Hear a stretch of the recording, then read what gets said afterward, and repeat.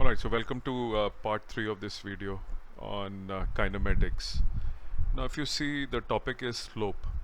See, slope is very important in kinematics because it represents two important kinematic variables. One, it can represent velocity in the case of position and time graphs, and second, it can represent another important kinematic variable, which is acceleration in the case of VT graph. Now, the concept of slope is applicable in all types of motion. It is applicable in uniform motion, uniformly accelerated motion, and non-uniform, accelerated motion.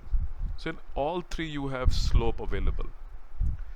Only the nomenclature changes. For example, in the case of non-uniform accelerated motion, you generally have the words like instantaneous, because you're dealing with differential calculus. But in the case of uniformly accelerated motion, you would normally not hear these words, which are calculus related, because uniform accelerated motion is not having varying acceleration. It has a uniform acceleration, and the analysis of motion can be done without the help of calculus.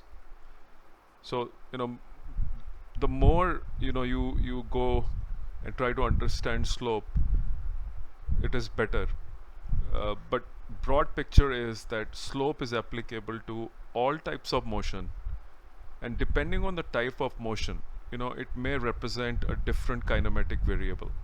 So in the case of a non-uniform motion, the slope for position time will represent instantaneous velocity, and in the case of uniform motion, the slope just represents velocity because it never changes. And in the case of uniform accelerated motion, the slope of xt graph represents the velocity at time t, which can be put in equation v is equal to u plus at. So therefore, depending on situation, you may choose not to use slope in the case of uniformly accelerated motion, because you have a well-defined rule to find the velocity in the form of equation of motion. Thank you very much.